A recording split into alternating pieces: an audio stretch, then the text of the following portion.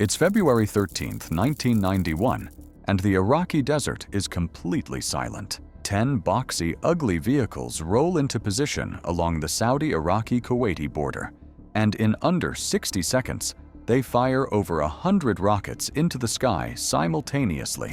The submunitions fall in a mathematically perfect blanket over 1 square kilometer, finding every trench, every vehicle, and every place a human being could possibly hide. When it was over, Iraqi POWs who'd survived B-52s, Apache helicopters, and precision smart bombs were begging their captors for one thing: no more steel rain. But while this strike was impressive for the year 1991, it was only the beginning of what modern rocket artillery systems can actually do in war. Here are the 10 most powerful rocket artillery systems on the planet. And by the time you reach number 1, you will have your jaw on the ground. Number 10. Astros II, Brazil. Let's start somewhere nobody expects. Brazil, not a country that typically comes up in conversations about weapons that reshape geopolitics, but in the early 1980s, a Brazilian aerospace company called Avibras built something that became one of the most financially successful artillery systems of the entire Gulf War era, the Astros II, short for Artillery Saturation Rocket System. What made it genuinely ahead of its time was modularity. While every other system of that era was locked into a single rocket caliber, the Astros II could swap between 32 rockets at 127 millimeters, 16 rockets at 180 millimeters, or 4 massive 300 millimeter rockets on the same 6x6 all-terrain chassis. One vehicle, 3 completely different tactical personalities. Here's where it gets remarkable, though. Avibras sold 66 systems to Iraq during the Iran-Iraq War, and simultaneously sold 60 systems to Saudi Arabia, the same weapon, to both sides of the same regional conflict, generating $1 billion in sales between 1982 and 1987. Then, in 1991, when Iraq invaded Kuwait, Saudi Arabia used those very same Astros II systems to pummel Iraqi positions in the Gulf War. The contractor who armed both armies watched one client shoot at the other with its own product. You genuinely cannot write this stuff. The Astros II also carries a darker chapter. The Saudi-led coalition later deployed it in Yemen, firing cluster munitions over agricultural regions where a significant percentage of sub-munitions failed to detonate on impact. Sitting in farmland and fields where children play, functioning as de facto landmines long after the conflict moved on. The story of the Astros II is, in many ways, the story of every dual-use weapon ever built. Extraordinary engineering, with consequences that outlast the conflict by a generation. Number 9. Polonez-M, Belarus. Now, here's a name that deserves considerably more attention than it gets. Belarus operates a rocket artillery system built almost entirely on Chinese technology, not Russian, Chinese. Specifically, the A-200 and A-300 missile series from the China Aerospace Science and Technology Corporation. The Polonez-M fires 300 millimeter rockets from an 8x8 chassis, has a maximum range of 290 kilometers, and uses a combined satellite and inertial navigation system that makes it genuinely precise. It proved that precision in actual combat during the 2020 Nagorno-Karabakh War, where Azerbaijan deployed it to devastating effect against Armenian positions. Now, 290 kilometers from Belarusian territory swallows Warsaw whole. It reaches into the Baltic states and puts a significant chunk of NATO's eastern flank within its engagement envelope. But here's the part that keeps Eastern European defense analysts awake at night. Belarusian leadership has been openly discussing integrating Russian nuclear-capable components into the Polonez-M and developing a nuclear warhead variant. That conversation isn't happening behind closed doors. It's happening in press statements. A mobile, rapid-firing rocket artillery system with a potential nuclear payload, sitting roughly 100 kilometers from Poland's border. That's not a hypothetical. That's the current direction of travel. Number 8. Pinaka MLRS, India. Every serious military power eventually reaches the same conclusion. Depending on foreign suppliers for your core weapons is a vulnerability you can't carry forever, especially when that supplier is also arming your adversaries. India learned this over decades of reliance on Russian rocket systems, and so the Defense Research and Development Organization set out to build something entirely homegrown. They named it the Pinaka after the divine bow of Lord Shiva. The original Mark I had a range of 37.5 kilometers. Solid, reliable, fully domestic. Engineers then added GPS navigation to create the guided Pinaka, extending range to 75 kilometers with a circular error of just 25 meters. Then in 2024, they successfully tested the long-range guided rocket variant, pushing the strike distance to 120 kilometers. In under 2 decades, the effective range tripled entirely through domestic development. But here's the geopolitical angle most people miss. After Armenia's devastating defeat in the 2020 Nagorno-Karabakh War, where Azerbaijani drone swarms made traditional static artillery essentially irrelevant overnight, Armenia signed a $250 million contract for the Pinaka. The logic is sharp. You can't shoot drones down efficiently with rocket artillery, but you absolutely can obliterate the enemy's ground positions, supply lines, and drone launch infrastructure with a fast, mobile system, and then relocate before the counterstrike arrives. Number 7. BM-30 Smerch and Tornado-S, Russia. To understand Russian rocket artillery, you need to understand that Russia never approached these weapons the way America did. Where American doctrine gravitates toward precision and surgical strikes, Russia arrived at a fundamentally different answer. Bigger, wider, faster. If precision means hitting the right target, Russian doctrine was to make the concept of the wrong target impossible by eliminating everything in the area simultaneously.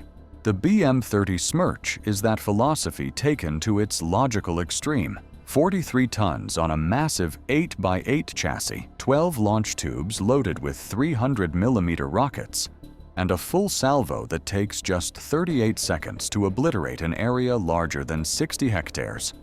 Roughly 85 American football fields reduced to crater before the sound of the first launch has finished echoing. The thermobaric warhead variant is especially brutal.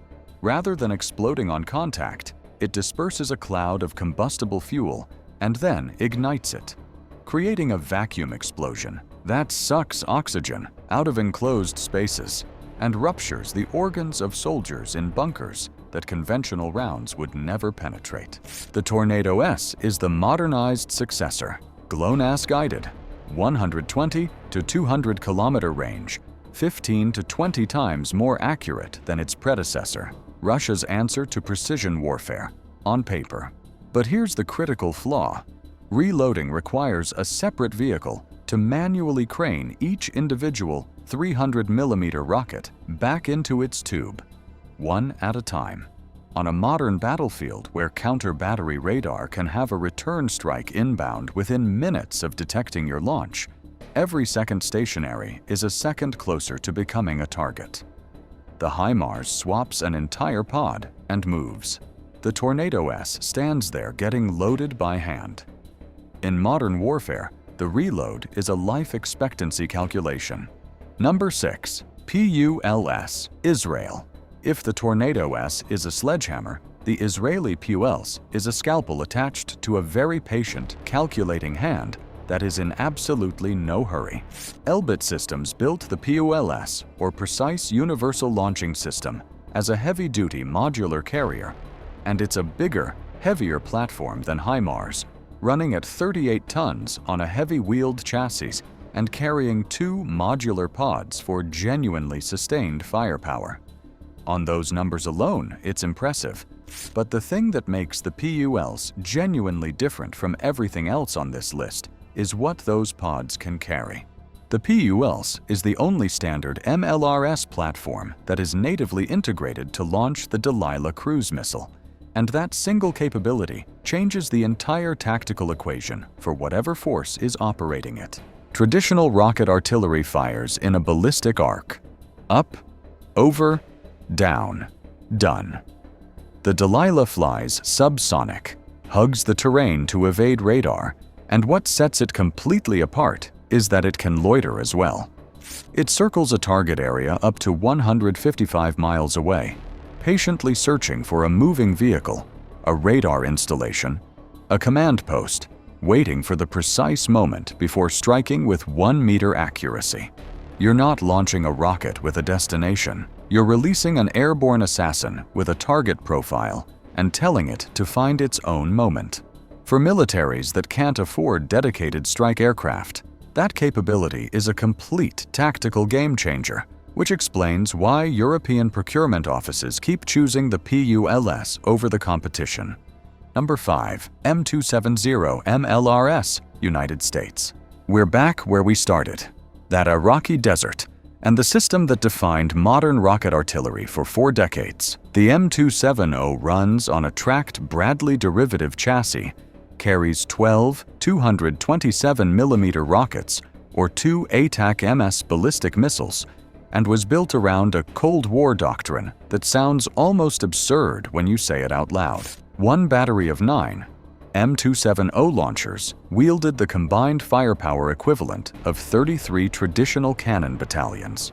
33 battalions in 9 vehicles, a single M270 firing a full load of M26 rockets dropped 7,728 individual sub-munitions onto a 1 square kilometer area in under a minute. 3 vehicles firing together deposited 23,184 bomblets on the same zone, a blanket so mathematically complete there was no survivable position within that grid square.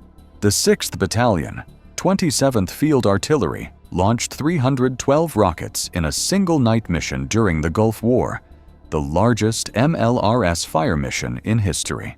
The psychological effect was so total that captured Iraqi soldiers, men who'd survived everything the coalition threw at them, weren't asking about the bombers or the helicopters. They were asking about the steel rain. The M270 has since been upgraded to fire the same precision rounds as the HIMARS, and it remains in active service across NATO. The grandfather of this list is still very much in the fight. Number 4. K239, Chunmoo, or South Korea. Now, this one is arguably the smartest single business move in the modern global defense industry. When HIMARS became the star of the Ukraine conflict in 2022, global demand for American rocket artillery exploded overnight. Nations across Europe, Southeast Asia, and the Middle East placed orders, and the American production line simply couldn't keep up. Countries like Poland and Canada were looking at delivery wait times measured in years. Hanwha Aerospace of South Korea watched all of this happen, and then offered something America structurally couldn't: immediate availability, competitive pricing, and full technology transfer. The Chunmoo itself is an engineering hybrid that probably shouldn't exist on paper. It carries the heavy twin-pod payload of the M270, 12 guided 239mm rockets, or 600mm CTM, 290 ballistic missiles reaching 290 kilometers, but mounts all of it on a fast 8x8 wheeled chassis with HIMARS-style shoot-and-scoot mobility, the best attribute of both American systems, fused into one platform. But the technology transfer piece is what truly rewrote the rules. Hanwha isn't just selling Poland a launcher. They're helping Poland build a domestic variant called the HIMARS, manufacturing rockets locally on Polish soil. The Americans sell you a weapon. The Koreans sell you the entire industry. That's why the Chunmoo waiting lists are growing just as fast as the HIMARS ones did. Number 3. M142, HIMARS, United States. Summer of 2022, Kherson Oblast, southern Ukraine. A Ukrainian HIMARS crew receives coordinates for the Antonivsky Bridge, the primary Russian supply artery across the Dnieper River. They fire M31A1G MLRS rounds, each a 90-kilogram GPS-guided warhead, and methodically crater the bridge deck strike by strike until the span goes from active Russian supply route to structurally unusable. An entire Russian operational posture on the western bank of the Dnieper collapses. Months of territorial occupation reversed by a wheeled truck firing rockets from a tree line, without a single Ukrainian soldier crossing the river. That's the HIMARS argument in a single operation. It weighs 18 tons, fits inside a C-130 transport aircraft, and carries a 6-rocket pod, half the payload of the M270. That trade-off is deliberate because what it buys is survivability. The pod-based reload means a crew can drop the spent pod, hoist a fresh factory-sealed replacement, and be moving again in minutes.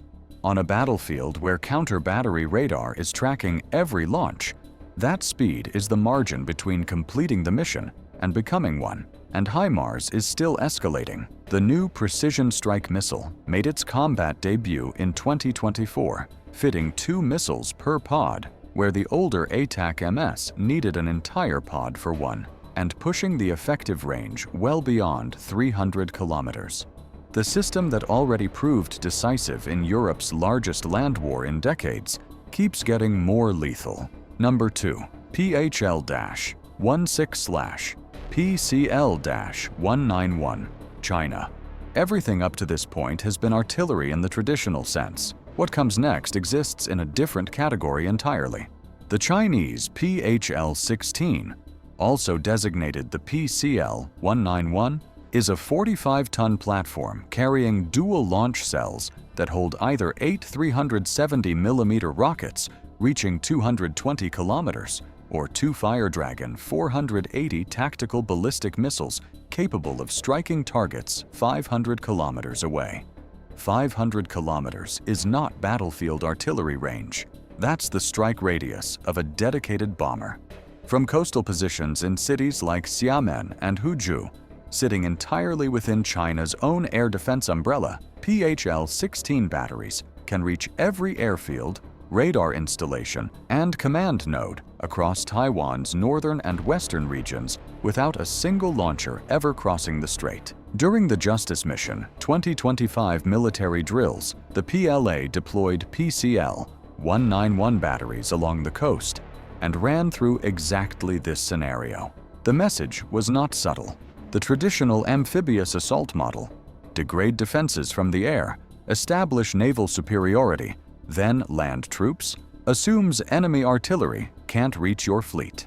The PHL-16 destroys that assumption because its anti-ship variant, armed with TL-7B missiles, can engage naval vessels at ranges previously considered completely safe from shore-based fire.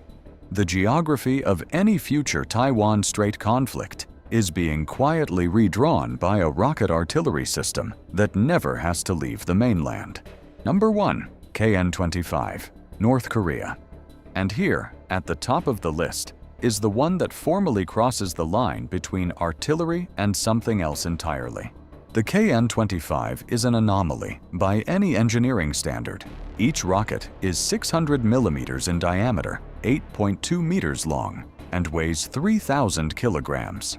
American and South Korean analysts officially classify each projectile as a short-range ballistic missile, and yet North Korea fires them in volleys of 4, 5, and 6 rounds simultaneously, with intervals as short as 20 seconds between launches. They are basically firing ballistic missiles the way other armies fire rockets. The guidance engineering is worth understanding as well.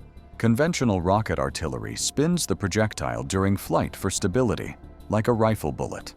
The KN-25 instead uses 6 independently rotating rear fins, while the main missile body stays completely stationary in flight, because the satellite-assisted guidance systems and the payload they're protecting cannot tolerate spin forces, and that payload is the reason this system sits at number 1. In 2023, North Korea unveiled the Hwasan-31, a tactical nuclear warhead designed specifically for the KN-25. Not a strategic warhead in a hardened silo, but a tactical nuclear warhead on a mobile artillery launcher, distributed across repositioning battalions, capable of simultaneously raining nuclear detonations on airfields, command centers, and cities across the entirety of South Korea within its 380-kilometer range. And here's the grim mathematics of why missile defense can't cleanly solve this problem. Patriot and THAAD systems are built to intercept a small number of high-value incoming missiles with expensive interceptor rounds. The KN-25 fires nuclear-capable rockets in rapid saturation volleys that overwhelm that model entirely. If even one gets through, the interceptor count of the others is irrelevant. Modern warfare spent 6 decades moving toward precision, toward the idea that one perfectly placed weapon beats 1,000 imprecise ones. The KN-25 looks at all of that and offers the oldest answer in the arsenal: more, faster, bigger, and if one gets through, none of the rest of it matters. And these were the 10 most powerful rocket artillery systems in the world. Which system impressed you the most? Let us know in the comments, and for more such interesting insights on modern warfare, take a look at the channel.